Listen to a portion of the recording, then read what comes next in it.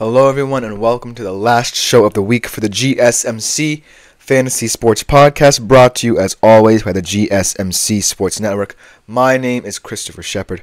Thank you guys yet again for tuning in. On today's show, we should have another exciting crop of player profiles, specifically on the Eastern Seaboard. We have NFC East mainly in terms of player profiles, but also we throw one AFC East guy in there because I think he can be a standout player and we don't want to exclude him. But before we get into any of that, I do want to remind you guys to like, follow, and subscribe to the show. Also, if you do feel so inclined, we do receive a ton of tips and donations, so if you would like to, leave them at the link gsmc.cloud. You get a little sneak preview of one of my segments. It is a huge support to both me and my fellow podcasters and ultimately the network as a whole. So anything you leave is greatly appreciated. If you also have any burning questions, comments, or concerns on any of my prior segments or any concerning this show, then you can leave them right here and they will be answered and addressed at the beginning of the next episode. So without further ado, let's jump right into the show. And let's start off in the world of the NFC East with a team that is slowly starting to build its defensive front, and this guy is a huge part of that rebuild. A guy who has cemented himself as one of the premier defensive tackles in not only the NFC East but the entire NFL, and a guy who I really like in terms of IDP leagues, and that is Dexter Lawrence. When you think about the Giants' defense, though, Dexter Lawrence doesn't really come to mind as someone who can dominate the interior of an offensive line in terms of pass rush ability. You see, they added Kayvon. They already had Kayvon Thibodeau. They added Bobby Okereke at the linebacker position as well. And then they added Brian Burns off the edge. So there is now a wealth of talent surrounding Dexter Lawrence at the defensive tackle position, but I still believe that there is merit to what he does and how he goes about redefining the defensive tackle position, because he puts up good production stats as well, and that's something to keep in mind as you look at this Giants defensive front, because as it adds more pieces, Dexter Lawrence still will remain the most important piece, due to the fact that he is not only just opening up lanes for others, but he himself can stop the run, can get some tackles, and can also get to the quarterback as well. So without further ado, let's jump right into the stats that define Dexter Lawrence in terms of fantasy. Throughout his career, he's accumulated 395.9 fantasy points. His best season was in 2022, when he got 115.5 fantasy points. Last year was a solid year for him. 32 solo tackles, 7 tackles for loss, 5 sacks, 21 QB hits, and he's looking to really have a career-defining season now with the talent that he wants surrounding him. And he can focus more on, developing as a defensive tackle, because over the past couple of years, even before Kayvon Thibodeau, Dexter Lawrence was a young, inexperienced guy who kind of forced his way into this Giants front. He's shown he's sharp at the position, he's shown his intelligence, he's shown his development, and he's shown the skill and strength it requires to hold down a defensive tackle spot in the NFL. And when I look at other defensive tackles, there may be bigger ones, maybe stronger ones, there may be faster ones. But I think that Dexter Lawrence, now especially, is one who's going to grow and develop due to him now having a support system that he can rely upon to help him get focused more on opening up space for them. Because right now, where I see him, he is kind of more of a pass rusher, so to speak. He can get to the quarterback. He can get tackles for loss. And while that's all good for, being a significant part, I don't think he's going to be the significant part anymore, because there's now 4 or 5 guys above him who can be seen as guys who will get more production than him. And we're going to talk about Kayvon Thibodeau a little bit later in the show. And he is someone who's definitely going to see a lot more action, a lot more blitzes from that linebacker position, a lot more opportunities for him to get going. And so where that puts Dexter Lawrence is in a really weird spot where he's kind of going to have to realize that the many ways he can benefit this team lay not just in, getting the tackles for loss and penetrating into the backfield, but it's for allowing better players to get their opportunities, because Brian Burns is an incredible asset to that defensive front. It now alleviates some of the pressure Dexter Lawrence has in occupying the guards that he's responsible for, and Brian Burns can just create for himself, and then all Dexter Lawrence needs to do is say, I'm going to occupy the guards and centers in front of me, and allow for guys like Thibodeau and Okirike to then come down from the linebacker position to blitz as well. Because in this 3-4 system, I think the Giants are really going to focus a lot on individual pressures coming from players like Burns and Okirike. That's why they got a guy like Brian Burns. I think he really fits this 3-4 defense well, and he really complements what Dexter Lawrence can do in terms of, plugging the run more. Because I think when I consider the Giants' linebacker core, which I believe is the best aspect of their defense, they're very blitz-heavy guys. I think that Kayvon Thibodeau always likes to rush the passer. He's always going to be more comfortable in terms of tackling, in terms of sideline-to-sideline lateral movement, and ultimately getting to the ball.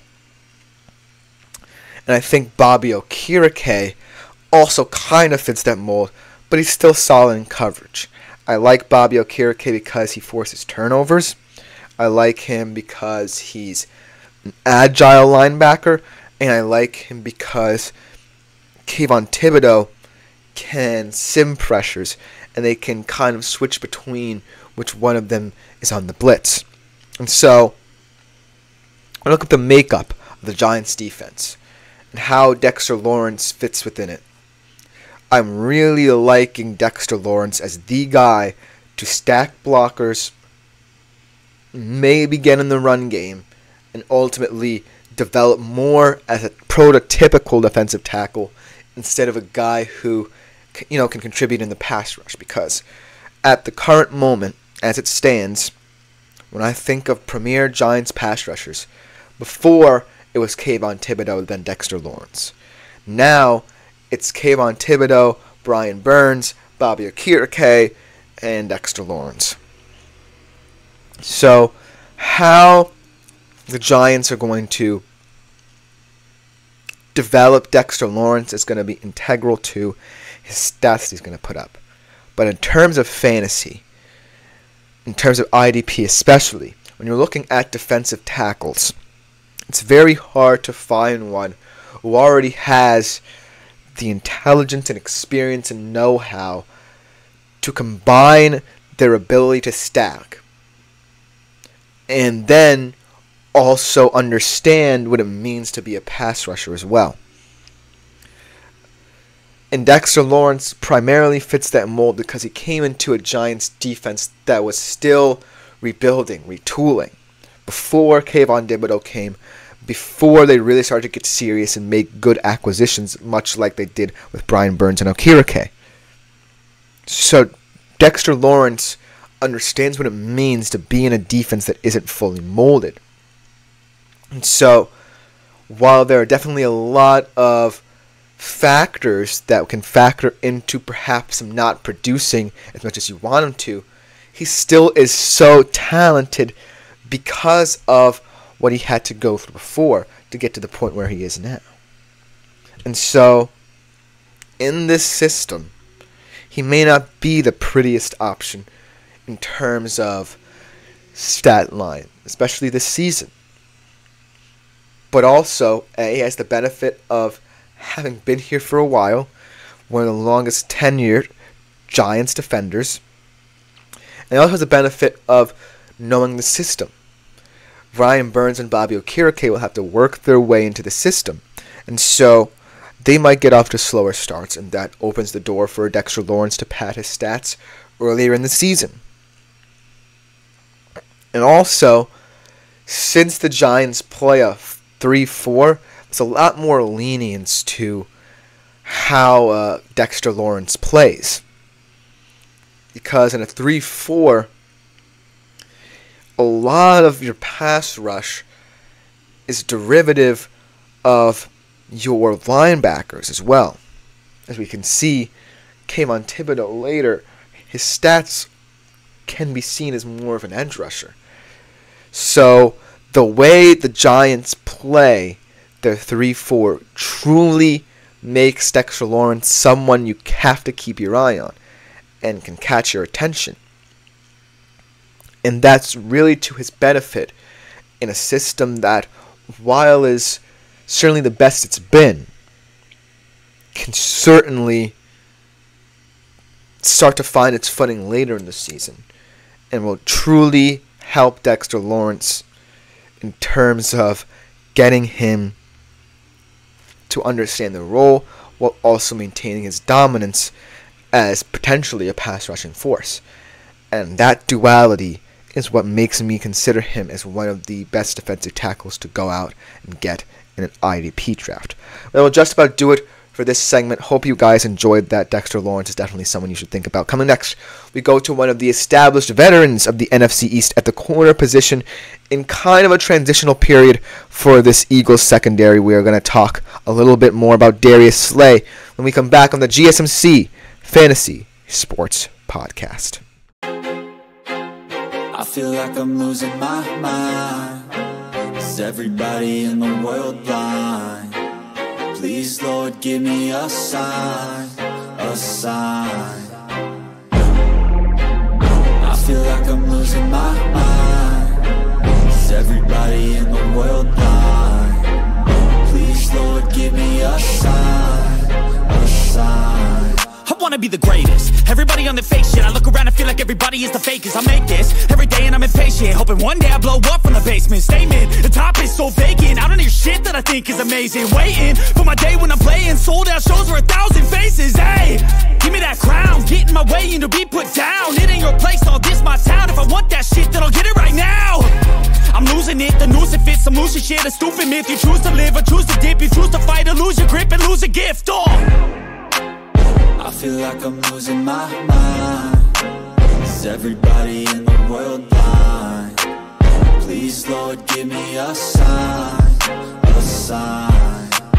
I feel like I'm losing my mind. Is everybody in the Hello everyone and welcome back to the GSMC Fantasy Sports Podcast, brought to you as always by the GSMC Sports Network.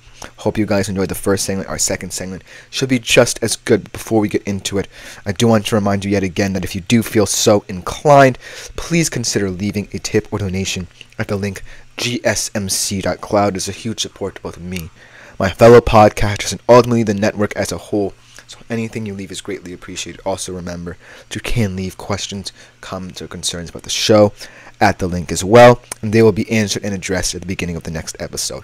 Without further ado, let us jump right into our second segment of the day with a guy who definitely is one of the most experienced defenders in the NFC East, and definitely one of the most experienced defenders in a secondary that is trying to rebuild, but kind of stuck in this weird stasis where you have these guys who are young, but then you also have this veteran guy who might still have something to say about that corner competition, and that is Darius Slay. The Eagles' secondary has always been one of their points of contention, no matter if it has been stellar or a little bit underwhelming.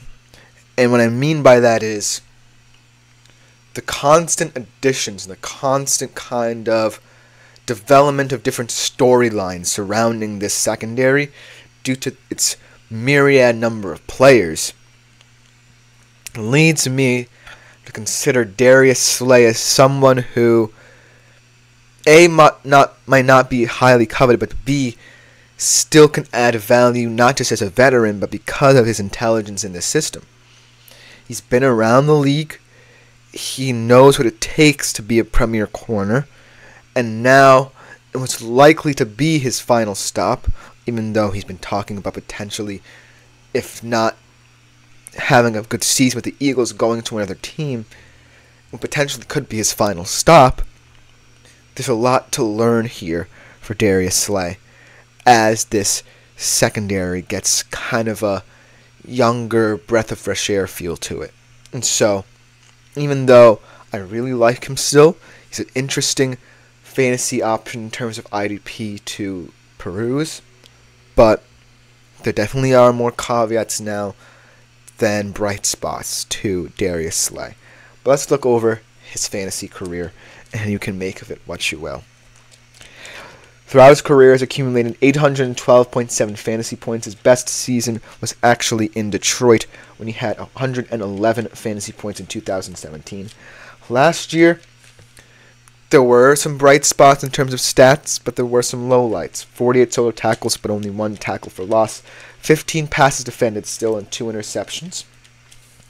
And so, when I look at the Darius Slay, and I look at his expertise at the corner position, his understanding of certain systems that younger corners might not be able to understand, I still see some value that's not just sentiment and not just, because it's Darius Slay. I still see the fact that he is someone who can step into a system, can learn from what he sees in the secondary to develop himself and have it translate onto the field.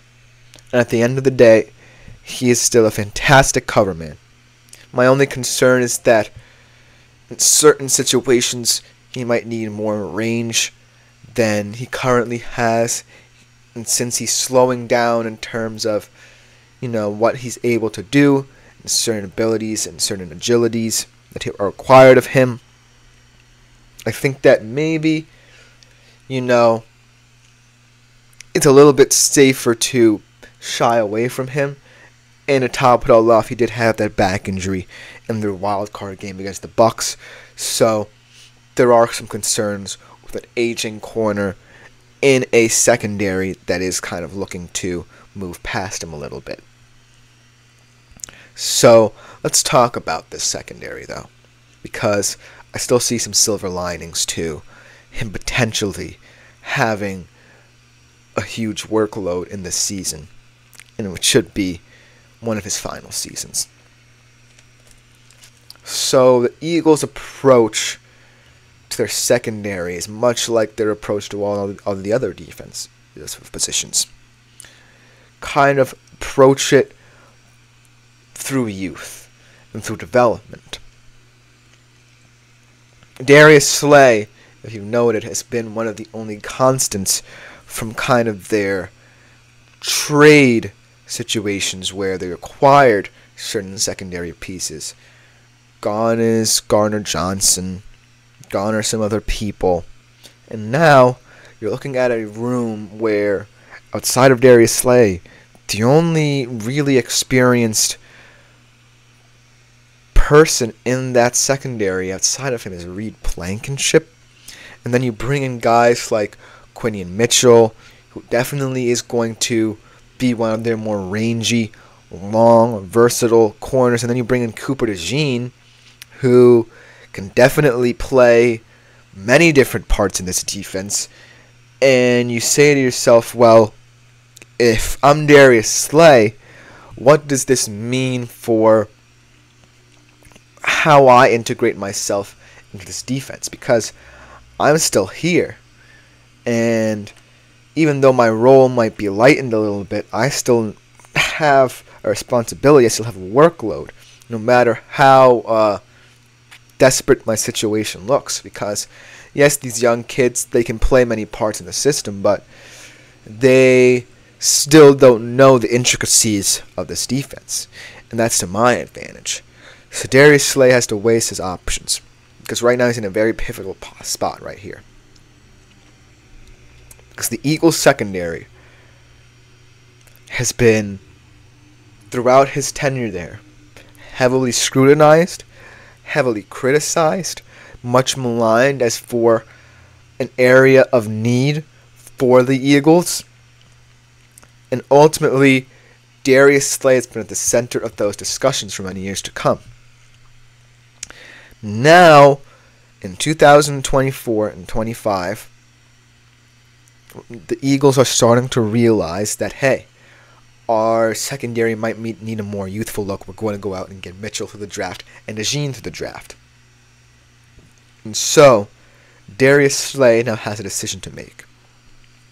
He can either accept that his workload might be lightened, or he can step into the role of leader and lead by example on the field. He may not be the guy who is Quinion Mitchell. He may not be the guy who is versatile in Cooper DeJean, but he still is someone who has the NFL experience, is willing to play, and most importantly, is a vocal leader for a secondary in transition. And eventually, sooner rather than later, Darius Slay is going to be either out of the league or on a different team. And so, in what could be his final season in Philly, this is his opportunity to say, I'm still elite, maybe not as elite as before, and I'm also a vocal leader for a younger group of players in my secondary. Now here's where kind of workload comes into play. Say the Eagles see Cooper DeJean as more of a linebacker hybrid player, and they want him to be an energetic guy who's active in the blitz, can drop into coverage, can play sideline to sideline. That benefits, Darius Slay, because it takes away the competition for one of those corner spots, and it's ultimately up to him, Blankenship, and Quinion Mitchell. Now, if you look at Blankenship, he is still very young. He does have experience in the secondary, but does he have enough to warrant important snaps on different downs?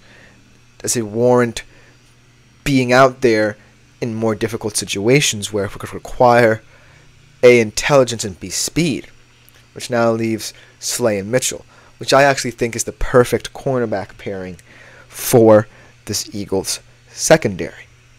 If you think about it, Quinion Mitchell makes up for a lot of deficiencies in speed that Darius Slay might have. And Darius Slay is still the perfect cover man. Whether the Eagles play man or zone, Darius Slay's intelligence and ability to diagnose different coverages and different routes makes him an asset. And pairing him with Quinion Mitchell makes the speed factor a little bit more intriguing, because when you add intelligence and speed together, you get two players who A, can make tackles, and B, can create positive plays for the defense, like pass breakups and interceptions. So Darius Slay, in terms of IDP, still has merit, because as a coverage guy, he's going to be the guy who sees a lot of balls thrown his way, and maybe to, make up for what he lacks in speed, he's going to be someone who people can think, hey, I can get away with throwing to Darius Slay. But that could also benefit his stat-wise, and that's why I think he's still an intriguing option IDP. Not just because of his experience, but because of how he's developed as a player in this league, and because of how his deficiencies can play into his strengths a little bit here, and the strengths of other players in the secondary. And so, while Darius Slay may be slowing down, and this could be his last year in the league, and he could not be an Eagle either, he could move to a different team. He still is valuable in terms of his presence, in terms of what he brings, in terms of diagnosing routes, and most importantly, the fact that he has a chance to be a vocal leader for the secondary. I should just about do it for this segment. Coming up, we switch from the Eagles to the Patriots. We have a couple AFC East guys coming up. What does Matthew Judon's season look like for the Patriots as one of their best defenders? We will be right back to discuss him on the GSMC Fantasy Sports Podcast.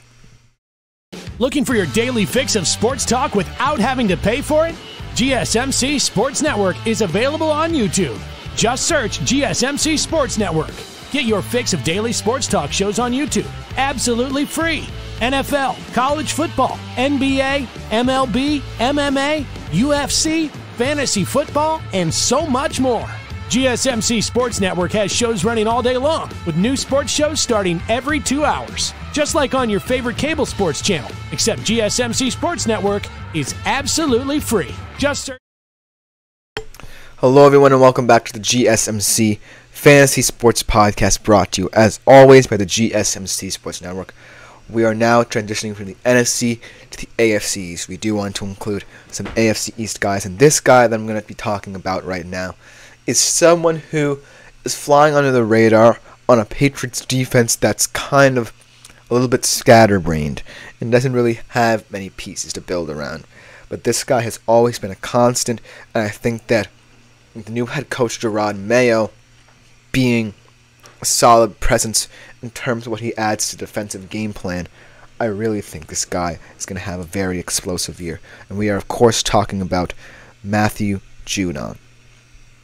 I really think it benefits Judon to have a guy like Jerod Mayo, one of the best Patriots linebackers of the recent years, having him as a head coach, because in a system where he's kind of the central power in this defense, he really needs someone who can create a culture that allows him to develop other guys around him, because as I see it right now, Matthew Judon is the guy for the Patriots because they don't have much depth up front in their front three. Their secondary, they have some guys like Duggar, who I like, but not really one who catches your attention. So Matthew Judon has a lot of weight to carry in this defensive front.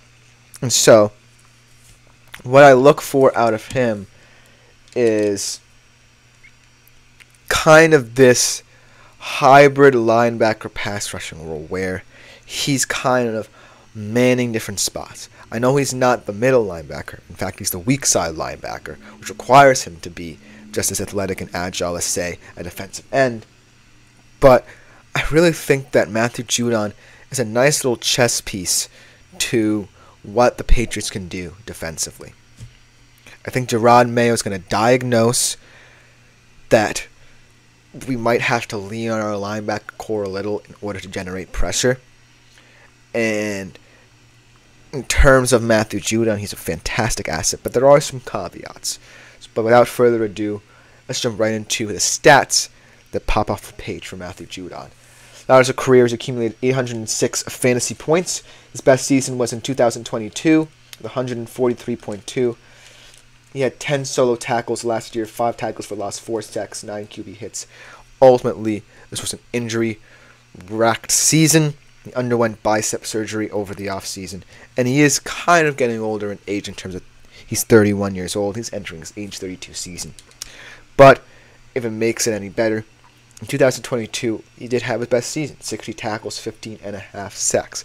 So as you can see, when needed and if fully fit, Matthew Judon certainly is one of the premier linebackers and plays like an edge rusher at that position. So when I look at the Patriots linebacking core, it's definitely a thin position group. You have Jawan Bentley, Jelani Tavai as your two other linebackers, and when you look at their front, you have a guy in Christian Barmore who I think can develop a little bit more. I still think he hasn't reached his ceiling just yet. And so I think that what you're going to have to build on if you're Gerard Mayo and if you're the defensive coordinator of the Patriots is understanding that the generation of pressure in this system does not necessarily have to all be on, Matthew Judon. It can come from his movement as well. And especially coming off a big surgery, as you're getting older, especially, it can be to your benefit to help your team in terms of your moving abilities. You don't necessarily have to get to the quarterback. You don't necessarily have to get tackles for loss. But you can be a linebacker in terms of sideline to sideline strength. And I don't think there's anyone better than Matthew Judon in the league. Not many better, because there are better linebackers that I believe. But there's not many better sideline to sideline players and guys who can operate in many different roles than Matthew Judon. And that versatility can come in handy. Because say Gerard Mayo may not trust him to have a heavy workload. Maybe he does want to see more out of Bentley and Tavai at the linebacker positions. He can rest Matthew Judon a little bit, get him in on later downs, and then, be able to mix his coverages. Because if I'm Matthew Judon right now, I'm saying, hey, 2 years ago I had my best season, my career year. Last season, I got hurt. And so, what can I do to benefit the team while also protecting myself? I know Gerard Mayo definitely wants to implement me. Me and him will probably have a great relationship. But in order to preserve myself, I can be kind of the gadget guy now. And that can really lead to benefit in terms of IDP, because in late downs, that's where linebackers get most of their stats. That's where a lot of linebacker production comes from, because that's where you send pressure. And Matthew Judon, like I said before, he's the ultimate pressure linebacker. His movement alone, his presence alone, is like that of an extra defensive end. And so I'm really intrigued as to how he's going to want to fit into the system if he sees himself as fully fit. Because I think what's going to matter for the Patriots right now is just identifying a defensive identity. You don't necessarily have to see it come to fruition this season, but identifying what you want to build around and how you want to build around it is going to be highly integral to how this team looks in the long run. They know they're not going to have that great of an offense. They know that Drake May is going to have to take a while to get adjusted to the league, just dipping his feet into the water. And I think their defense is going to see a lot of snaps this year. And it's definitely going to be a very sink or swim mentality there. And so, what I want to see, if I'm a Patriots fan, from my defense, is a buy-in to an idea, a philosophy. Because what really created this rift in the Belichick era was that Belichick couldn't identify with this more younger group.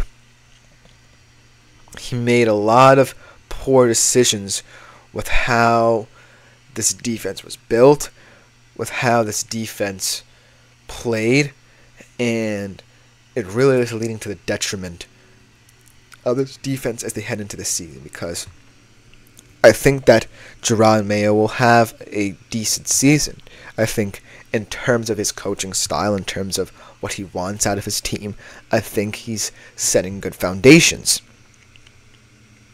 But it's going to be very difficult to see it translate to the field, especially early on, if you know there are lingering concerns about how these players' mindsets were affected by the Belichick era. It's going to be a little while before they truly buy into Jerod Mayo's mindset. There are going to be some speed bumps along the way. This is going to be a very, very rocky season for the Patriots. There's not going to be many wins to come by, and it's going to be very frustrating on both sides of the football. But you do need a significant change in culture, maybe in the latter stages of the season, in order for me to truly say that anyone outside of Matthew Judon could have an impact. I like some pieces around Matthew Judon, but this season is going to be very pivotal for Matthew Judon. And if he's not fully healthy, then the walls will come crashing down for the New England Patriots on the defensive side of the football. And certainly there has to be concern about his longevity as well, because I think his style of play certainly tends to a shorter career, because when you're someone in a defense that completely relies around your abilities, and you just suffered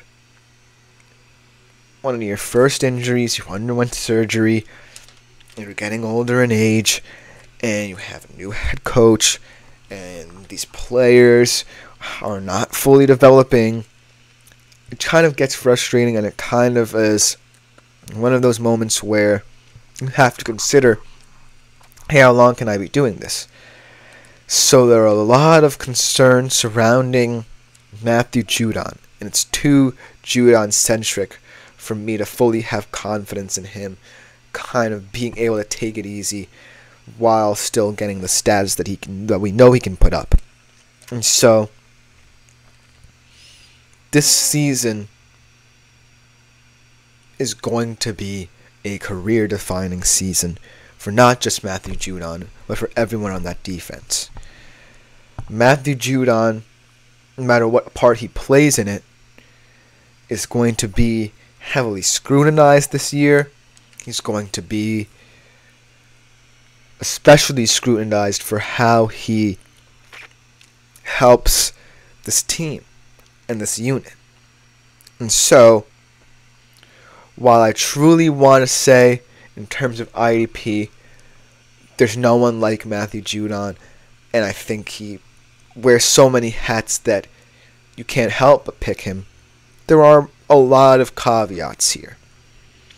And I really think that you have to be mindful of a guy like Matthew Judon, because we don't know how long he's going to continue playing.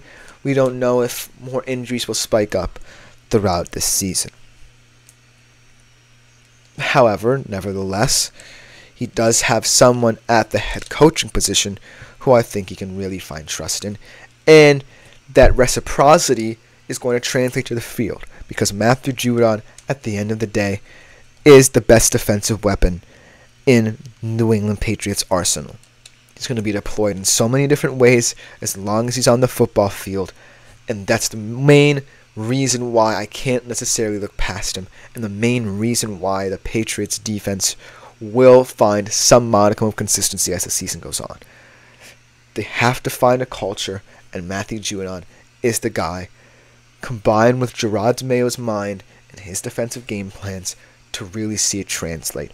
Maybe in this season, but into next season as well. But coming next, I hope you enjoyed this segment. Coming up next, we have another AFC East linebacker. This guy definitely going to have a lot more responsibility, a guy who's definitely going to fall into the stratosphere as well. We're going to be back with the fantasy player profile of Matt Milano on the GSMC Fantasy Sports Podcast.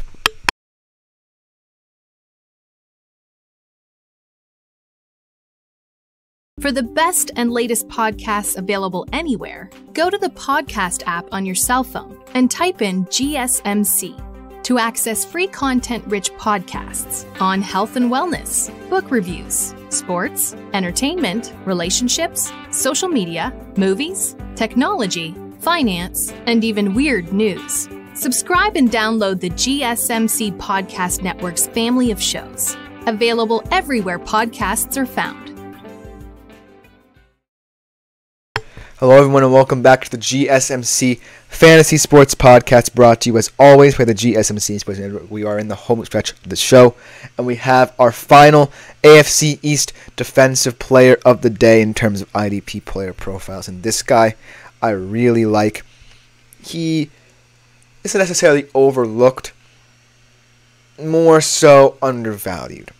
And I say this because in this defense, a lot more position groups are getting better around him, and he is going to have to remain the constant in this Buffalo Bills defense, and that player is, of course, Matt Milano.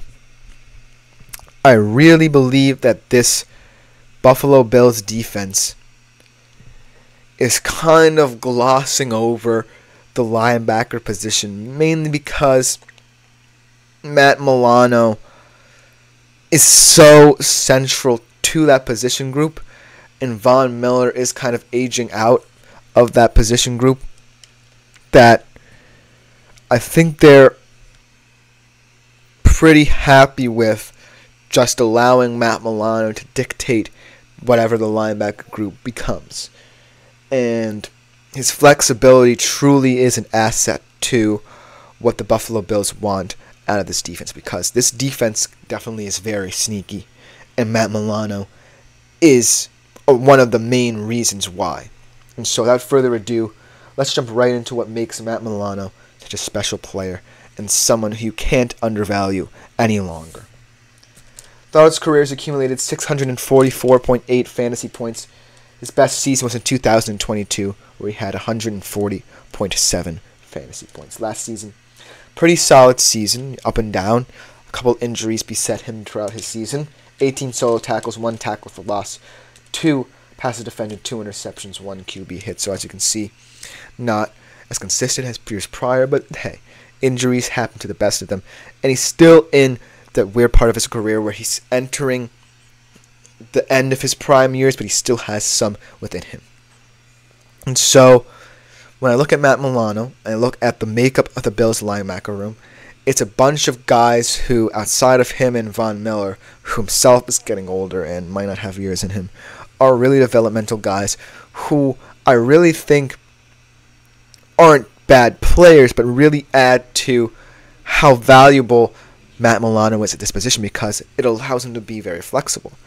If you just have guys who are sideline to sideline, can get tackles, then Matt Milano can operate in so many different ways. And when I consider the fact that the Buffalo Bills defensive front, say the defensive three, are really starting to develop into their own, I really like Ed Oliver at the D tackle position. I like what he brings in terms of physicality. I really like Greg Russo and how he's going to develop. I really like AJ Epinesa as well. They're kind of entering the prime of their careers. They're going to have breakout years. And I look at the back end. Christian Benford and Rasul Douglas are 2 young guys in the secondary who really are kind of underestimated. I think they're one of the best kind of corner groups in this entire NFL.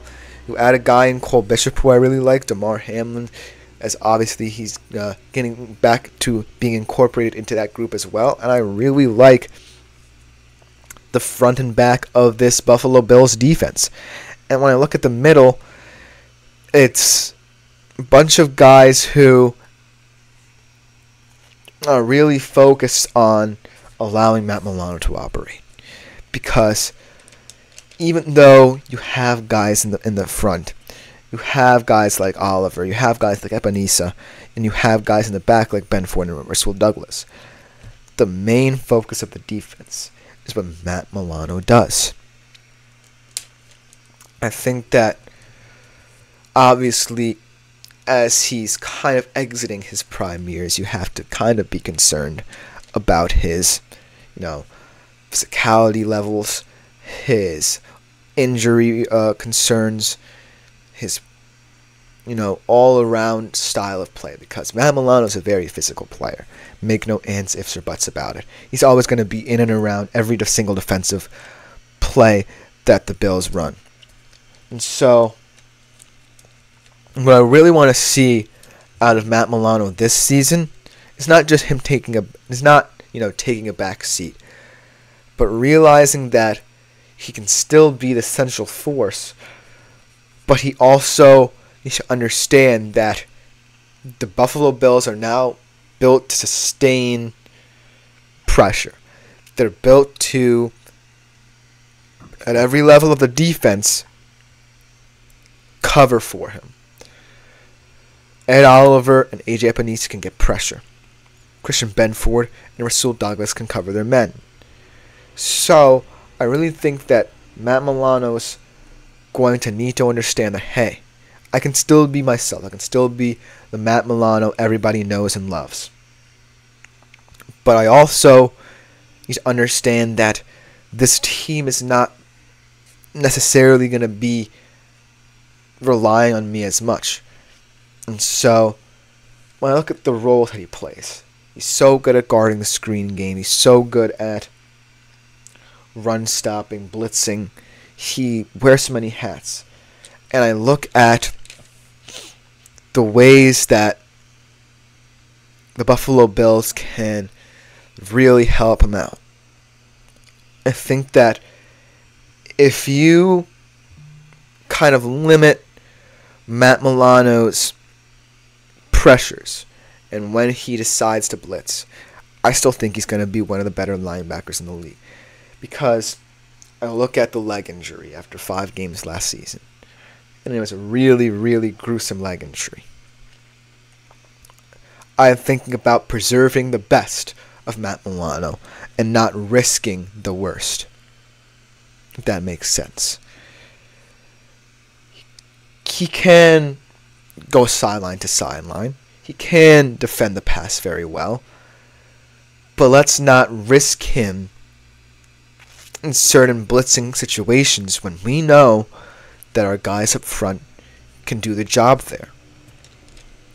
We know that our corners can come up in coverage, can really jam receivers. So why risk Matt Milano when we know that he can still be impactful? In terms of IDP, I don't expect his stats to go down, and that's reflective of what I'm saying. If they incorporate all the elements of this defense to help Matt Milano alleviate some of the pressure he's putting on himself, then Matt Milano won't be forced to have to be the everyman for this defense. And it also is very reflective of this linebacker core because your best 2 guys are kind of up there in age. Matt Milano is entering his age 30 season. He still might have some prime years in him, but Von Miller is 35. He can't always play at the position. So you have to understand that, hey, we need to start finding guys who can also mitigate for the deficiencies that might befall Matt Milano in his future. So you have guys like Terrell Bernard, still in his prime. You have guys like Ulofoshio. You have guys like Balin Spector. And you got a guy actually from my high school, and Shane Simon, as an undrafted free agent, to come into your team. And so, if these guys focus more on, being active in pressures, if they become guys who are more active in defending certain passing plays, then Matt Milano's main concern will be just tackling, just finding ways into the backfield when he can, and overall preserving himself. Because pretty soon Von Miller is going to leave the league. And I don't think he's going to be an asset this year. So now's the time to start trying different things at the linebacker position surrounding Matt Milano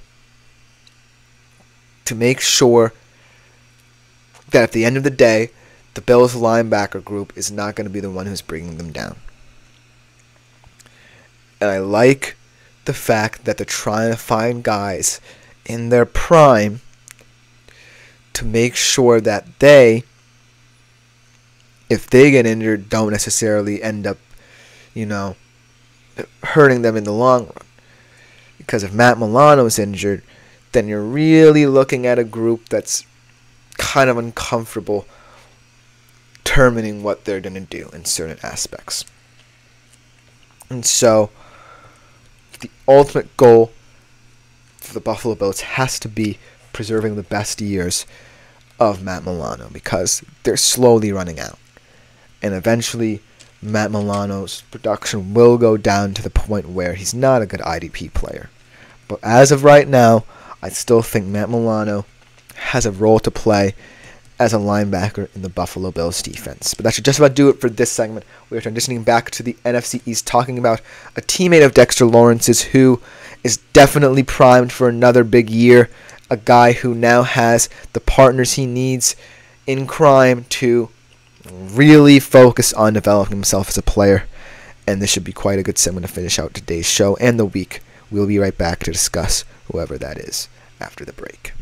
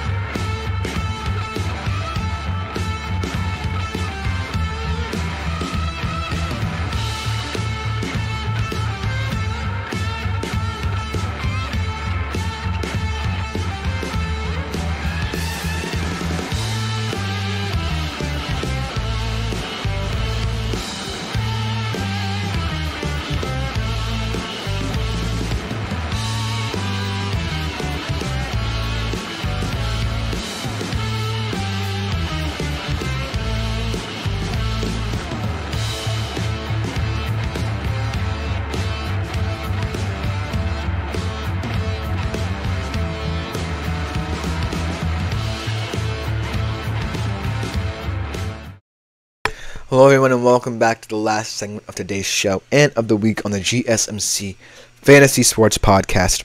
I really hope you guys enjoy this show, especially if you're fans of teams in the tri-state area. I really think the NFC and AFC East have highly underrated defenders that can really help you in IDP leagues. And this guy, I'm going to close the show out with, is no different. I think that when I look at the profile of the Giants defense, this guy is primed to be one of the faces of it for years to come, no matter who rotates in and out of their defensive system. So without further ado, let's look at the fantasy player profile of Kayvon Thibodeaux. Now, Thibodeaux is going to be one of those guys who, no matter what, is a plug-and-play player for the New York Giants because of his abilities to play much like a Matthew Judon type, kind of as a defensive end. His size and strength alone makes him one of the more intriguing young linebackers in the league to focus on. So without further ado, let's jump into why Kayvon Thibodeaux's star is going to ascend for years to come and why he's going to be so valuable no matter what. Throughout his career, he's accumulated 208.7 fantasy points. Last year was his best year with 114.3. 26 solo tackles last year, 12 tackles for loss, 12 sacks, 4 passes defended, and 3 forced fumbles. So as you can see, anywhere and everywhere he was needed last year, he was one of the Giants' everymen. And this year is going to be no different. Like I talked about when we talked about Dexter Lawrence.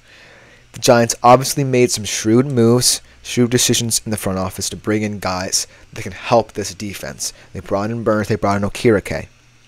And what I like about those additions is that they don't necessarily hinder the development of Kayvon Thibodeau, but they enhance it. And some Giants fans might be a little skeptical and wary of me saying this because they believe that Brian Burns and Bobby Okirike are going to be the stars. But you have to understand, when you are so ingrained into a system, when you come into a system and immediately play like Kayvon Thibodeau has, that just goes to show that the Giants are going to invest a lot of time in not just developing you, but building around you. That means they saw something in Kayvon Thibodeau as to where, hey, we can make this defense even more dangerous surrounding our pieces that we already have. Why not add to what Dexter Lawrence and Kayvon Thibodeau brings? If we add guys like Brian Burns and Bobby Okirike, we could be getting into defensive backfields in just a snap of the fingers like that. And so I think this is more looking at the advantages the Giants saw in the market in terms of who they could pick up, instead of, saying, hey, Dexter Lawrence and Kayvon Thibodeau, we are kind of looking at a very thin group outside of them. This is opportunity the Giants saw. And that's why I'm still so hyped to see Kayvon Thibodeau this year, while with new partners in crime at respective positions. And so I still think all the aspects that make Kayvon Thibodeau such a special linebacker will ring true here.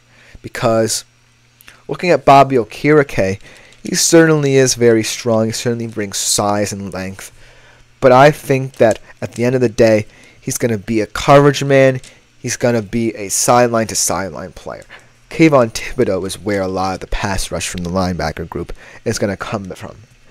And now that you have Brian Burns and his agility and his power getting into the backfield, and Dexter Lawrence is stacking blockers, Kayvon Thibodeau has a lot of room to operate now. I think that, yes, Brian Burns is going to get some of his sacks. He's not going to have as many, perhaps, but he's still going to get in the backfield because of the penetration this Giants defensive front is going to bring. And so everything is starting to come up aces for not just the Giants defense, but Kayvon Thibodeau in particular. Now, here's the caveats. When you add someone like Bobby Okirike to your linebacker group, it certainly adds a level of intrigue to how the Giants will go about finding this understanding of when to bring pressure with that group. Because Bobby Okirike certainly can as well. He's not just going to sit back in coverage and make tackles sideline to sideline. I think the Giants are going to be an aggressive defense. Like I said before, they didn't just bring in Brian Burns and Bobby Okirike because they could. They brought them in for opportunity. And these guys are premier pass rushers who are going to, by hook or by crook, get to the quarterback in whatever way they can. And so I'm looking kind of at late downs and situational times where the Giants are going to send a lot of people. And that's where I think a lot of Kayvon Thibodeau's value could be lost. Because if you were deciding to send the house at the quarterback on later downs, that's where a lot of different situations can happen. Because a lot of different players will be in and around the ball, and a lot of different players will still have to carry out certain roles. So, let's say it's a third and short situation, so you want to bring some pressure.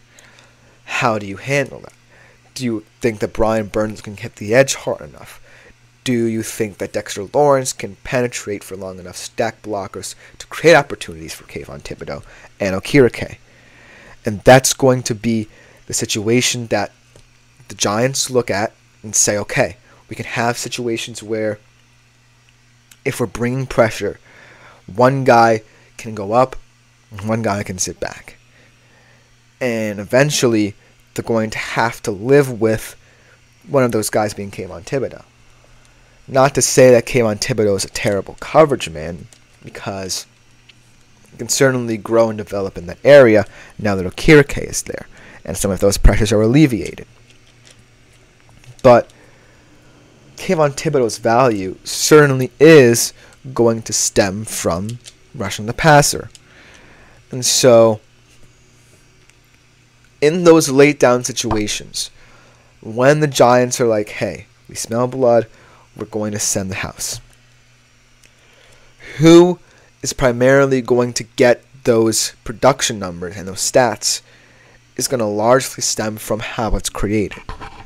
Because Brian Burns definitely can hit the edge hard, and Dexter Lawrence can open up lanes very quickly. And so, the utmost goal for the Giants is building off of the understanding that's already in place between Lawrence and Thibodeau, and then incorporating Brian Burns and Bobby Okirike to understand what part they play, because the prospects for this Giants defense is high. I really think that at the end of the day, this defense is going to be a force to be reckoned with. But they're going to have to pick and choose their moments. I always say this about defensive players, especially in terms of IDP, because when you're starting to build a defense that has a lot of different moving pieces, it all stems down to the factors that allow these pieces to have their moments. And this Giants defense right now is just full of not only moments, but opportunities for each and every player. For Burns to create pressure off the edge that they haven't really had in quite some time. For Lawrence to continue penetrating into the backfield with sheer force and will. And for the two linebackers, Okirike and Thibodeau, to really start to understand how to play different roles, to wear many different hats at the linebacker position. And so it's going to be a double-edged sword here, where a lot of balance has to come into play. A lot of situational football is going to have to be meted out. And so, at the end of the day, Kayvon Thibodeau will still be Kayvon Thibodeau, in my humble opinion. I still think that these moves are opportunities for him to get better, for him to realize the depth in himself and the intelligence he can bring to this Giants unit for years to come. But I also think he needs to see that the linebacker position is one of those positions where you're not always going to be the center of attention. And he definitely isn't anymore. And so, if the Giants really are going to be as aggressive as I think they are, the understanding has to stem from the practice of it, the repetition of it, the understanding that over and over again, different situations are going to be different. There are going to be moments where you're going to want to have pressure coming from so many different angles because you want to get home quick. You want to end games. You're in late games. You're down. You want to get the ball back. There's going to be moments like that. And for each of these players, especially Kayvon Thibodeau, because he's one of the youngest in this core, he's going to have to realize, hey, there are moments where I'm going to shine, and there are moments where, different scenarios will play out. But as a young player in this Giants offense, in this Giants defense, always know that Kayvon Thibodeau is an option at IDP just because of what he brings to this defense. It's just going to look a little bit different.